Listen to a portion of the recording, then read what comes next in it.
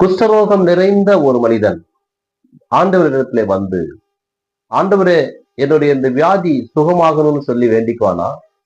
ஆண்டவரே என்னை சுத்தமாக்கும் என்று வேண்டிக்குவானா? அப்படின்னா அவன் சொல்கிற சுத்தம் என்ன என்பதை நாம இந்த சப்ஜெக்ட்ல பார்ப்போம். தேவாலயங்களிலே சென்று ஆண்டவராக இயேசு அநேகருக்கு அற்புதங்களை செய்து வருகிறார், அநேகருக்கு வியாதிகளை சுகமாக்கி கொண்டிருக்கிறார். ஆனால் இந்த குஷ்டரோகியை கண்ட பிறகு ஆண்டவர் மனதுருகினார் என்று எழுதியிருக்கிறது என்றால், இந்த மனதுருகம் எதற்காக வந்தது? குஷ்டரோகம் நீங்கின பிறகு ஆண்டவர் சொல்றாரு, நீ போய் இத ஒருத்தகிட்டையும் சொல்லாதன்னு சொன்னார். ஆனா அவன் என்ன செஞ்சான்? எல்லாத்துக்கிட்டையும் சொன்னான். காரணம் என்ன?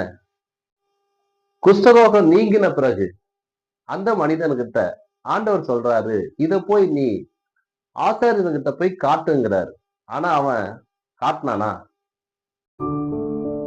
குஷ்டரோகத்திலிருந்து விடுதலை பெற்ற பிறகு இந்த மனிதன் சும்மா இருக்கல. அவன் ஒரு காரியம் செஞ்சான். அந்த காரியத்தினால இயேசு கிறிஸ்துவ பட்டணத்துக்குள்ள வரவே முடியல. அந்த அளவுக்கு அவன் பெரிய சம்பவமே செஞ்சுட்டான். என்ன சம்பவங்கிறத உள்ள போய் பார்த்தாதான் தெரியும். பார்ப்போமா?